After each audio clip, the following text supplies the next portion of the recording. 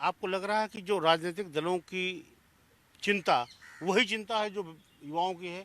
बेरोजगारी का मुद्दा हो, शिक्षा में महंगीकरण हो गया है, महंगी शिक्षाएं हो गई हैं, तो युवाओं की जो बुनियादी समस्याएं हैं, क्या राजनीतिक दल इनको लेके कंसर्न है?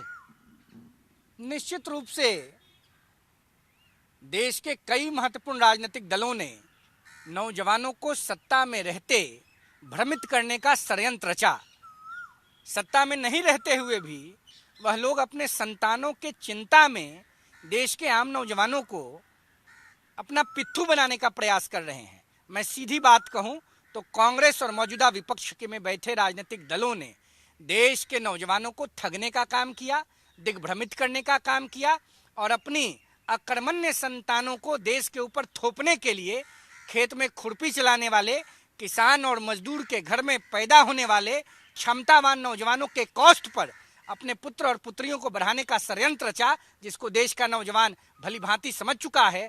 और आने वाले 2024 के आम लोकसभा चुनाव में 4 जून को जब मतगणना का रिजल्ट सामने आएगा तो देश के नौजवानों का रिजल्ट भी कांग्रेस और मौजूदा विपक्ष को मिल जाएगा।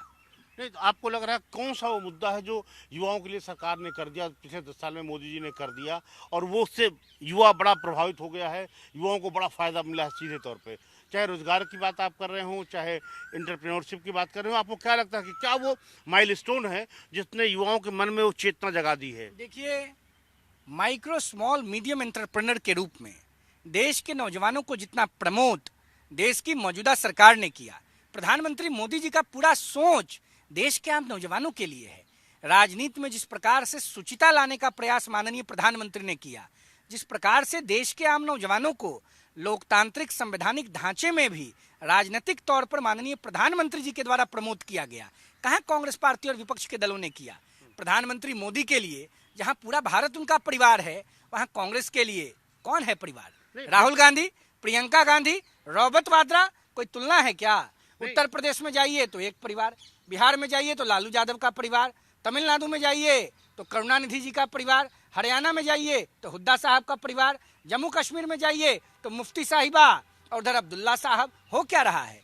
क्या इस देश में आम नौजवानों को देश में परिवार के रूप में आगे बढ़ने का हक नहीं है क्या? जिन लोगों की इस बात देश में खेत में खुरपी चलाने वाले किसान और मजदूरों की संतानों का क्या होगा? जिनकी बात आप कर रहे हैं, आप बताइए। बीजेपी में कोई परिवारवाद है कि नहीं?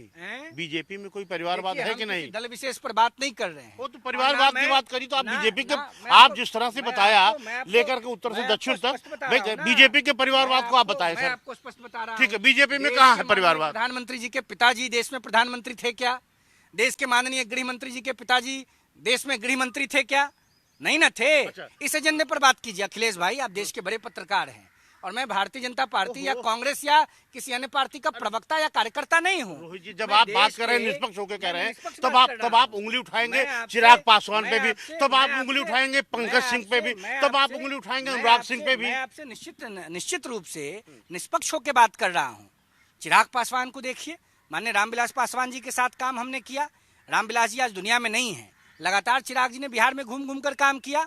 आप अनुराग जी का नाम ले रहे हैं, अनुराग जी लगातार देश में पिछले 20-25 सालों से काम कर रहे हैं और मैंने स्पष्ट तौर पर आपको कहा, I don't belong to any political party, I am not office bearer और worker of any political party. Tejashwi नहीं काम कर रहे हैं, तेजस्वी जी नहीं काम कर, की बात कीजिए ना।